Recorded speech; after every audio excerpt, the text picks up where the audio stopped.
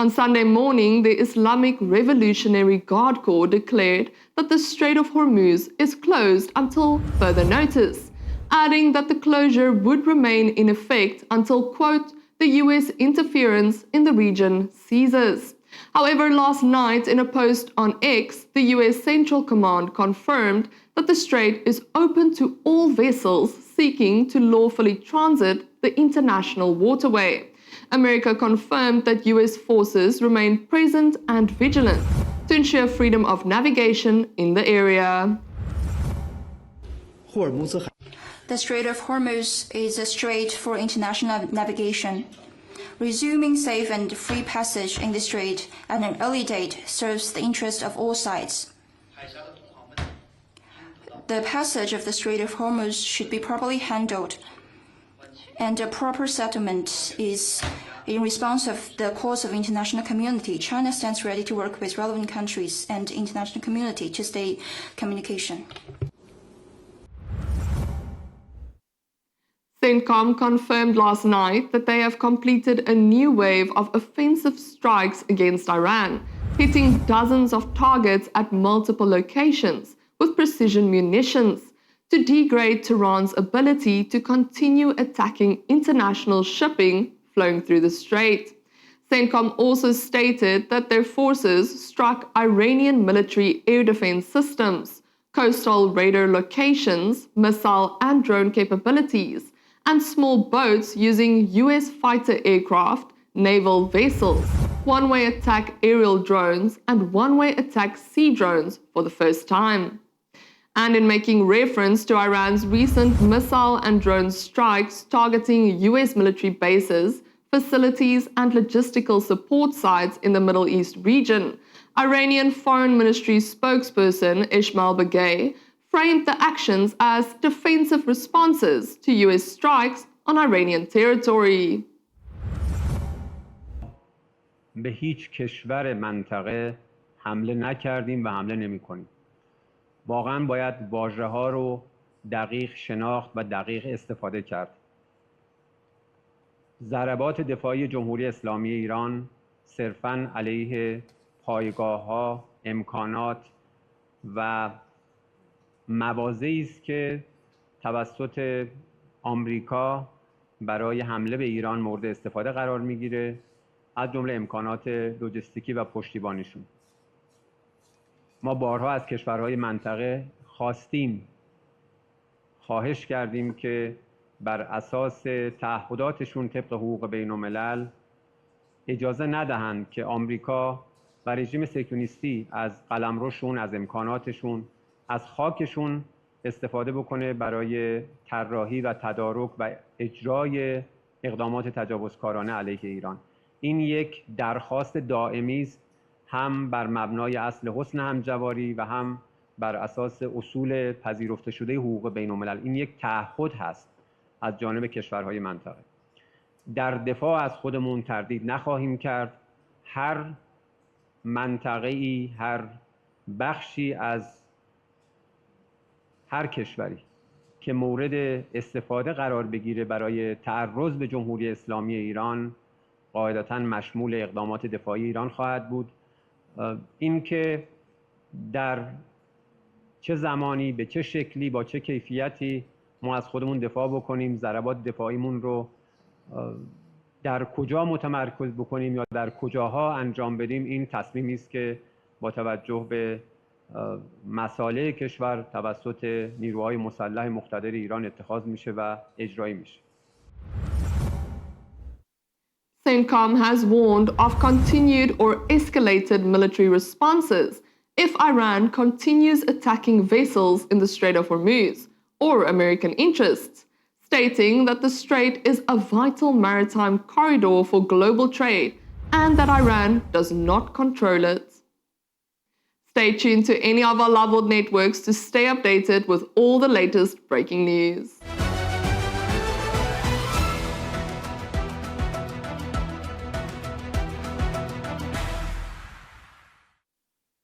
Moving into more updates from around the globe, United States Senator Lindsey Graham passed away on Saturday evening at the age of 71 from what was described as a brief and sudden illness. Emergency responders were reportedly called to his home in Washington, D.C., after which paramedics performed CPR and transported him from the scene. Graham just returned from a trip to Ukraine, where he met with President Volodymyr Zelensky. He served in the US Senate since 2003, evolving from an early critic of President Donald Trump to an ally and close advisor. An interim replacement will serve in his role with a special election process to follow for the seat. Preliminary findings from the medical examiner state that Graham passed from a tear in his main artery. I was deeply shocked and heartbroken to learn of the sudden passing of a great American patriot, a true friend of Israel, and a dear friend of mine, U.S. Senator Lindsey Graham. Senator Graham was a beacon of moral clarity who brought an exceptional sense of justice, truth, and loyalty to his decades of public service. He was a maverick in world affairs and one of Israel's greatest friends and allies in the United States of America. He maintained his steadfast and unwavering support for the people of Israel, especially at our most difficult and painful moments. Lindsey understood the profound importance of the U.S.-Israel partnership and tirelessly advocated for our shared values and shared interests. The people of Israel will always remember and will always cherish his exceptional friendship. On a personal note, Lindsey was a dear friend whom I met with many times, and I will miss him dearly. On behalf of the State of Israel, I send my deepest condolences to Senator Graham's family and friends at this devastating moment. May he rest in peace, and may his memory be a blessing.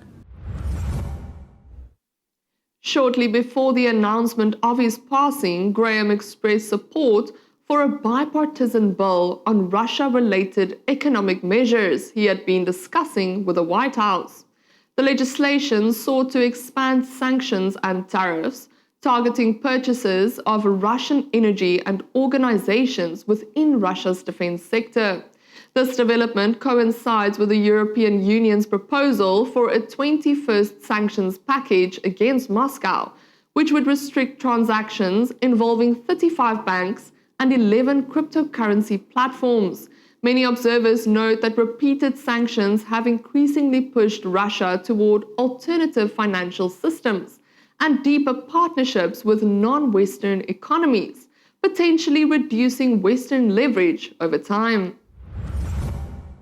I'm pleased to announce, as of about 30 minutes ago, we've reached agreement with the White House on a version of the Russian sanctions bill that they will support.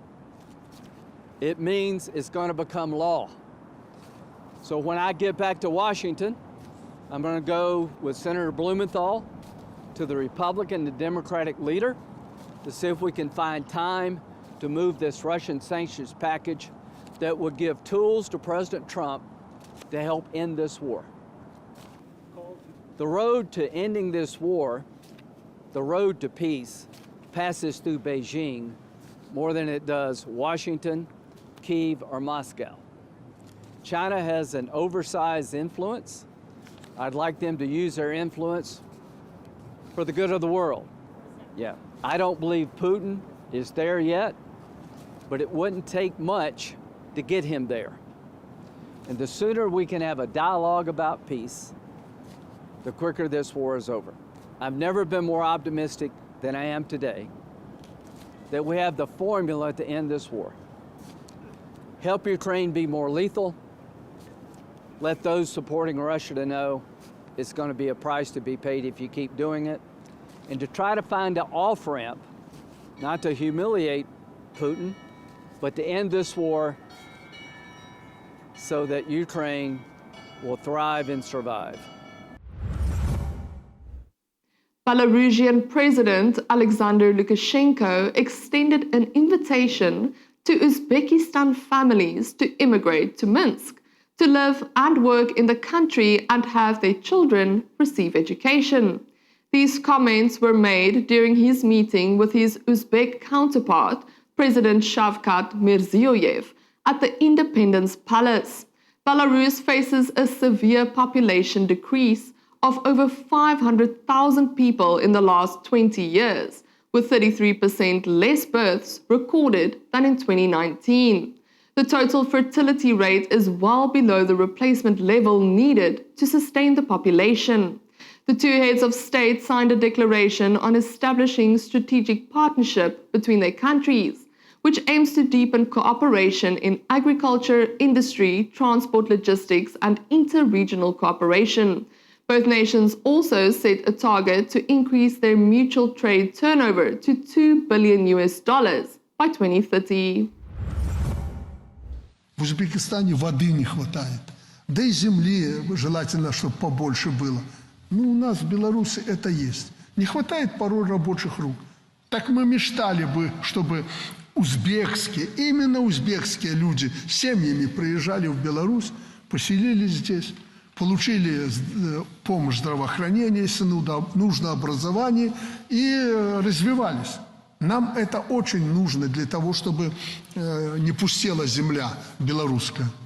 Давайте будем вместе работать. Беларусь очень хорошо относится к узбекам, очень хорошо. Так же, как узбекистанские граждане относятся к белорусам. Надо это использовать. Давайте будем двигаться навстречу друг другу. Воля президентов есть, поддержка есть, надо действовать. Действовать быстро. Опоздаем, кто-то придет другой. More stories coming up after this short break. Stay with us.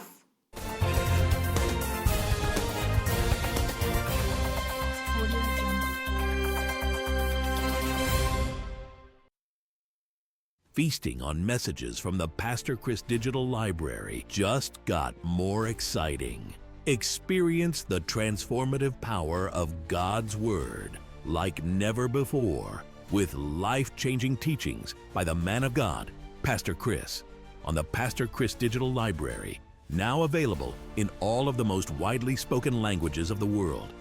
Dutch, Christus in jou, de hoop van glorie.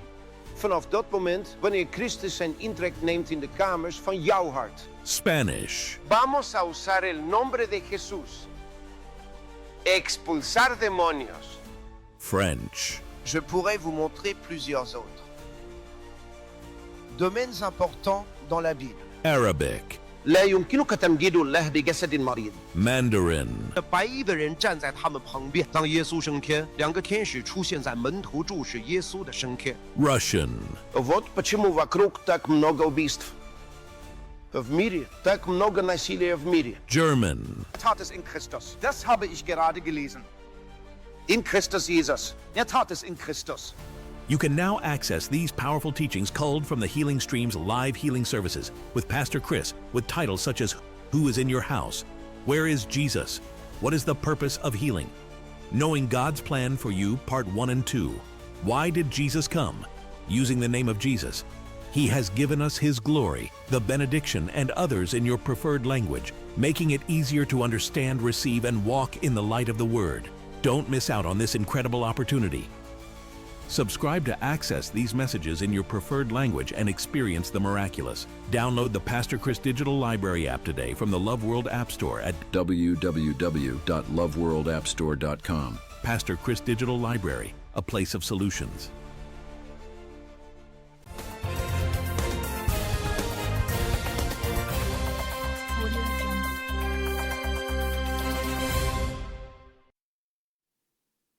Following a Russian precision missile strike on a munitions depot in Vyshnev, a residential suburb near Kyiv, President Volodymyr Zelensky publicly admitted over the weekend that Ukrainian defense officials had illegally stored weapons and ammunition at the site.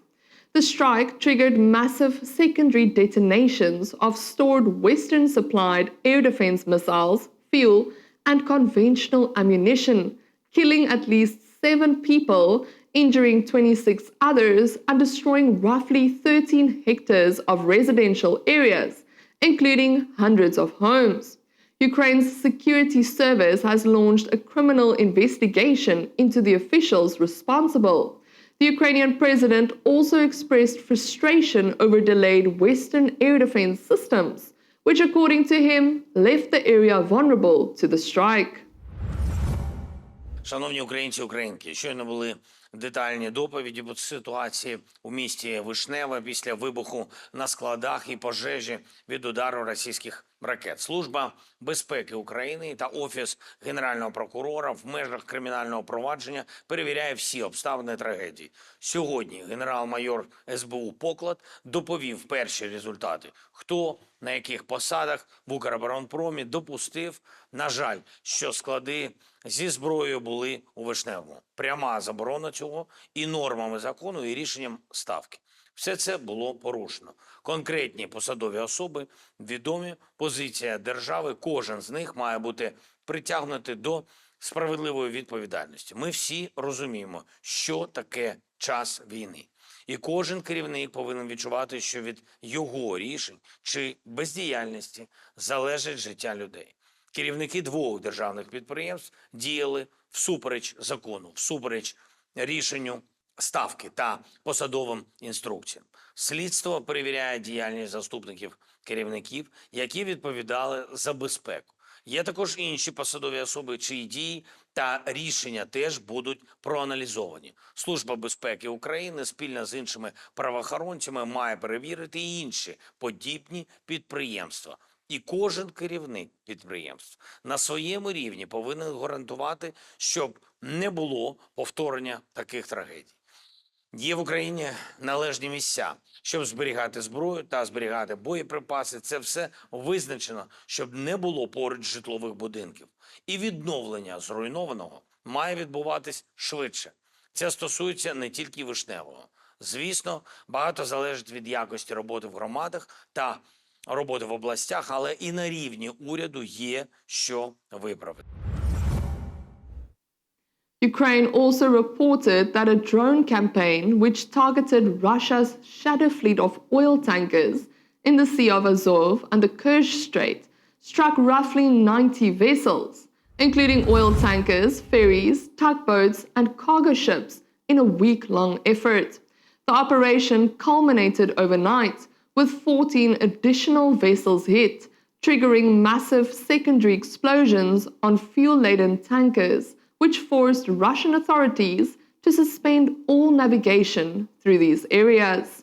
This latest development disrupts nearly 25% of Moscow's wheat exports and severely restricts fuel and military supply lines to occupied Crimea. This marks one of the largest coordinated maritime drone assaults since the start of the war. And following the NATO summit in Ankara last week, Slovak Prime Minister Robert Fico reiterated that Slovakia will not provide additional funding to Ukraine through EU or NATO mechanisms. He argued that Bratislava should focus on humanitarian aid rather than weapons, while supporting diplomatic efforts for a ceasefire.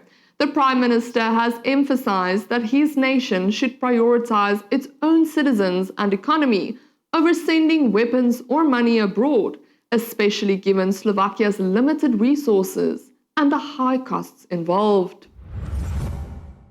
Takúto neoblomnú kultúru mieru a suverénnej slovenskej zahraničnej politiky sme prejavili aj na samite NATO v Ankare v tento týždeň. Samit bol prekrytý ťažko pochopiteľným poklonkovaním americkému prezidentovi v duchu len nech je pán prezident spokojný a konfliktom medzi Spojenými štátmi a Španielskom. Pre mňa je podstatné, že viaceré členské krajiny NATO prejavili záujem viesť dialog s Ruskom, čo vítam a dlhodobo podporujem. A aj keď sa v záveroch samitu objavila zmienka o ďalšej 70 miliardovej vojenskej pomoci Ukrajine, Slovensko malo už pred samitom jasne vyjednané svoje suverénne a mierové postoje. Po telefonickom rozhovore za generálnym tajomníkom NATO Markom Ruttem sme si vo štvrtok minulý týždeň vymenili listy a navzájom si potvrdili, že Slovensko nebude súčasťou takejto vojenskej finančnej pomoci Ukrajine. Podobne sme tak urobili aj pri 90 miliardovej vojenskej pôžičke, tentokrát z európskej úrovne. Sme za spoluprácu, za dialog, za humanitárnu pomoc. Nie sme však za vojnu. South African President Cyril Ramaphosa's visit to France concluded yesterday, where he attended the 110th commemoration of the Battle of Delvelwood, where South Africa suffered devastating losses during the First World War. Over the weekend, the two countries signed a joint ministerial commission agreement to advance trade, investment, renewable energy, education, and international relations between the two nations. Among the 30 French companies who pledged over 20 billion rand of investment in South Africa is a 6 billion rand loan from the French Development Agency to Transnet, aimed at modernizing the African country's rail network.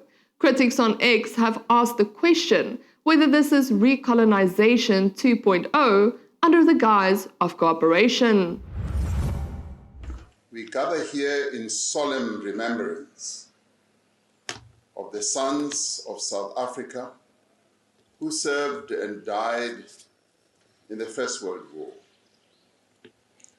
We remember them not merely as names that are inscribed upon stone, nor as figures recorded in military archives, but as human beings whose lives were interrupted by war.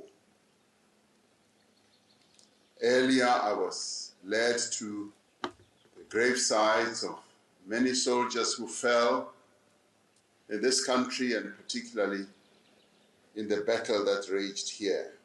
And I'd like to thank the Admiral who heads the Commonwealth War Graves Commission.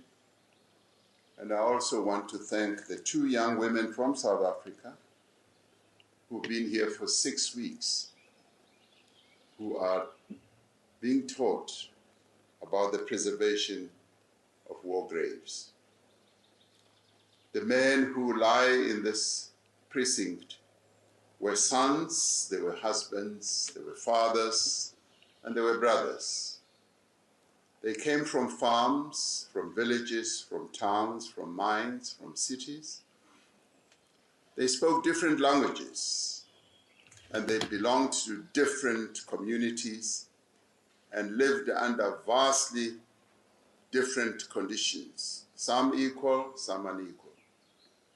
Yet, when the call came, thousands left their homes and traveled to distant lands to serve in a conflict whose violence and scale the world had never seen or witnessed before.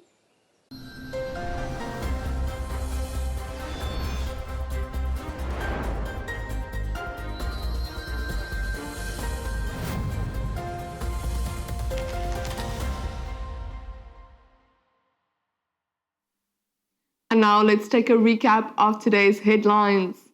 Iranian foreign minister arrives in Oman for emergency talks on the Strait of Hormuz, while CENTCOM warns of escalating military responses to any attacks on vessels or American interests.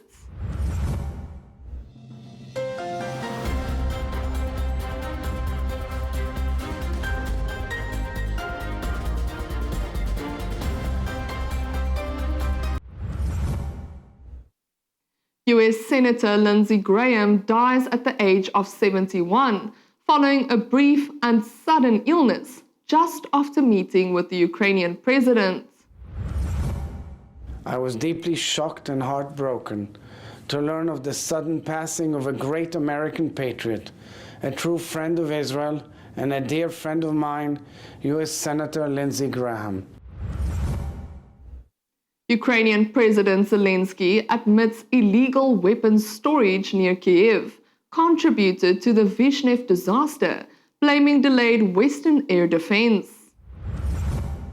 Шановні українці, українки, щойно були детальні доповіді по ситуації у місті Вишневе після вибуху на складах і пожежі від удару російських ракет. South African president concludes his visit to France with pledges exceeding 20 billion rand in investments. we gather here in solemn remembrance of the sons of South Africa who served and died in the First World War. And with that, we wrap up today's updates from around the globe. Thank you for tuning in. I'm Melissa Negrini, reporting for the Love World Networks.